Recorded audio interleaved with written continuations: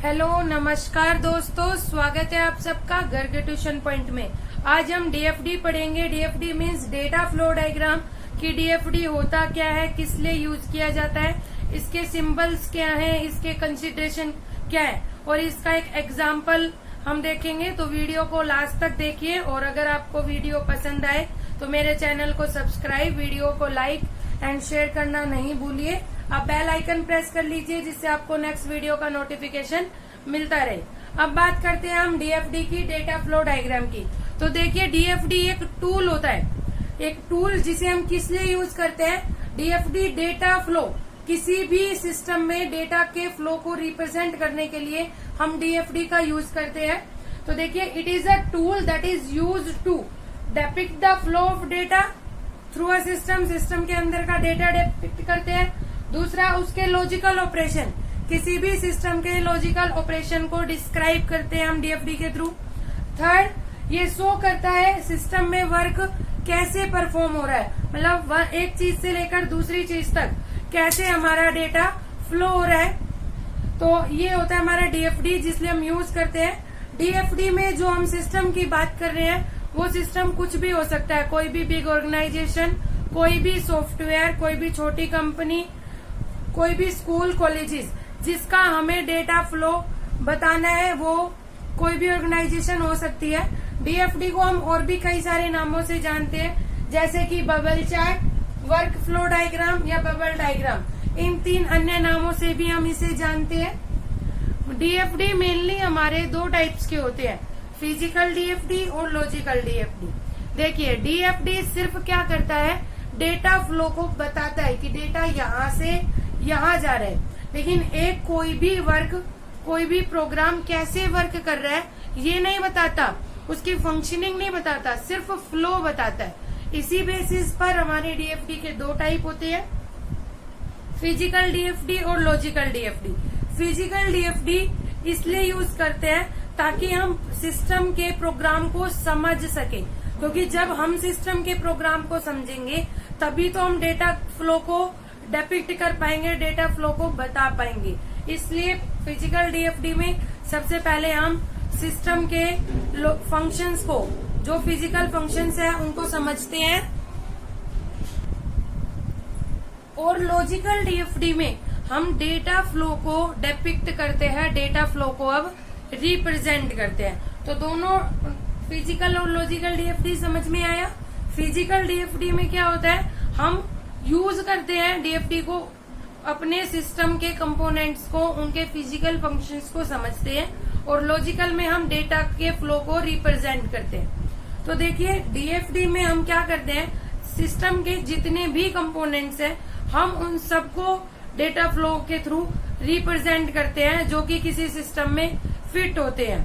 ठीक है, जब हम किसी भी सिस्टम की, ऑर्गेनाइजेशन के डेटा फ्लो की बात करते हैं तो देखिए, डीएफडी क्यों जरूरी होता है। मान लीजिए आप अपने किसी अनदर पर्सन को आप अपने ऑर्गेनाइजेशन का फ्लो समझा रहे हैं कि पहले एक कस्टमर आएगा, वो ऑर्डर देगा, उसके बाद हम प्रोसेसिंग करेंगे, बुक इन्फॉर्मेशन लेंगे। इस तरह से मैनुअली बताना थोड़ा सा मुश्किल होता है, दूसरे को लिए समझना भी मुश्किल होता है। लेकिन जब डीएफडी के थ्रू जब आप पूरा डायग्राम बना के रख देते हो तो उसको समझना इजी हो जाता है। ठीक है, अब बात करते हैं उन कंसीडरेशंस की जो डीएफडी में इन्वॉल्व होती है। तो चलो देखिए, ये कंसीडरेशंस हैं जो डीएफडी के टाइम इन्वॉल्व होते हैं। तो हम 4 कंसीडरेशंस को इन्वॉल्व करते हैं हमारे डीएफडी में। First one symbols, second guidelines, third context diagram, fourth is detailed level DFD. ये 4 कंसीडरेशंस हैं जो हम 1 बाय 1 पढ़ेंगे। तो सबसे पहले बात करते हैं सिंबल्स की। डीएफडी में कुछ लिमिटेड नंबर ऑफ सिंबल्स हम डेटा को रिप्रेजेंट करने के लिए यूज करते हैं, और वो सिंबल्स हैं हमारे। First one is external entity symbol. External entity symbol को हम रेक्टेंगल से रिप्रेजेंट करते हैं। एक्सटर्नल एंटिटी सिंबल्स रिप्रेजेंट करता है कि कोई भी डेटा का सोर्स या डेस्टिनेशन क्या है। ठीक है, जैसे बैंक्स की बात करें तो बैंक्स में अगर आप इसमें यहाँ पर लिख दोगे कस्टमर, तो कस्टमर क्या है, एक एक्सटर्नल एंटिटी है जो आपके बैंक में अकाउंट ओपन भी करेगा और अकाउंट क्लोज भी करवा सकता है। ठीक है, तो एक्सटर्नल एंटिटी सिंबल को हम रेक्टेंगल से रिप्रेजेंट करते हैं। Data flow symbol, data flow symbol data कहाँ से कहाँ पर फ्लो हो रहा है, इसको हम एरो से रिप्रेजेंट करते हैं और इसके ऊपर हम वो लिखते हैं, जैसे यहाँ पर क्या हो रहा है, ऑर्डर हो रहा है, तो यहाँ पर लिखोगे आप ऑर्डर, या फिर आपका इनवॉइस आपसे ले रहे हैं तो इनवॉइस। डेटा का फ्लो किस वजह से हो रहा है, एक प्रोसेस एक किसी भी एंटिटी से दूसरी एंटिटी पर, तो वो रिप्रेजेंट करते हैं हम एरो से, और एरो के ऊपर या नीचे हम वो लिखते हैं जिस रीजन से डेटा फ्लो हो रहा है। ठीक है, ये है डेटा फ्लो सिंबल। अब इसके बाद function process symbol, function process symbol को रिप्रेजेंट करते हैं हम सर्कल से, और इसके अंदर वो लिखा जाता है जिस वजह से प्रोसेसिंग हो रही है। प्रोसेसिंग का मतलब देखिए, कस्टमर आया, उसने ऑर्डर दिया, तो कस्टमर से फ्लो होगा प्रोसेसिंग की साइड। ठीक है, यहाँ उसने ऑर्डर दिया, अब यहाँ पर क्या होगा, इसका ऑर्डर को हमने तैयार करके डिस्पैच कर देंगे, तो वेरीफाई ऑर्डर। ठीक है, तो फंक्शन प्रोसेस सिंबल को हम सर्कल से रिप्रेजेंट करते हैं। इसमें एक एंटिटी से डेटा फ्लो होकर आने के बाद अब क्या प्रोसेसिंग होनी है वो रिप्रेजेंट करता है। इसके बाद data store symbol, data store symbol को हम ओपन रेक्टेंगल इस तरह से रिप्रेजेंट करते हैं। डेटा स्टोर सिंबल का मतलब होता है जहां पर हम डेटा को स्टोर कर रहे हैं। जैसे हमारे पास 1000 कस्टमर है और हम उधार भी क्रेडिट भी अपना सामान बेचते हैं, तो हमें कस्टमर की डिटेल सेव करनी पड़ेगी, तो उसके लिए आप ये सिंबल करेंगे और यहाँ पर लिखेंगे कस्टमर डिटेल। अब आपके पास कोई कस्टमर आया और आपको उसकी डिटेल वेरीफाई करनी है, तो आपको यहाँ से ऐसे डेटा को फ्लो रिप्रेजेंट करना पड़ेगा। तो हमारे ये 4 सिंबल हैं जो डीएफडी में मेनली हम यूज करते हैं। एक्सटर्नल एंटिटी सिंबल जो रेक्टेंगल के थ्रू प्रेजेंट किया जाता है, डेटा फ्लो सिंबल एरो से, फंक्शन प्रोसेस सिंबल सर्कल से, data store symbol open rectangle से। ठीक है फ्रेंड्स, आपको सिंबल समझ में आए। अब बात करते हैं गाइडलाइंस की।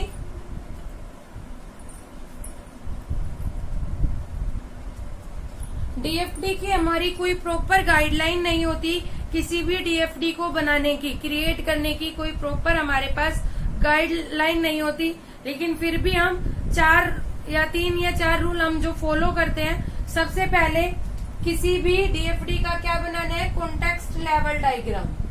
ठीक है,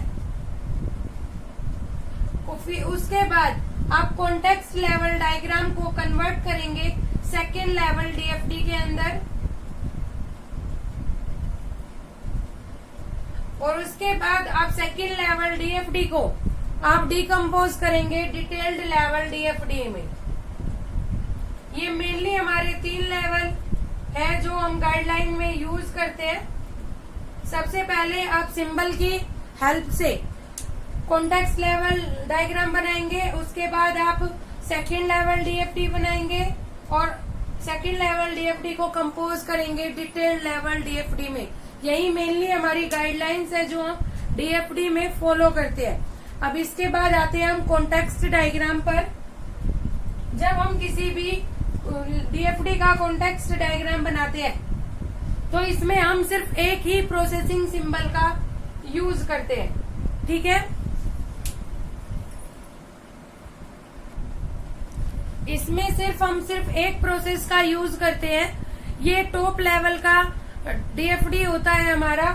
जैसे कि मान लीजिए कोई कस्टमर है, यहाँ पर आपका कस्टमर आया, उसने कोई ऑर्डर किया, तो यहाँ से ऑर्डर आएगा और यहाँ पर क्या होगा, जनरेट होगा ऑर्डर।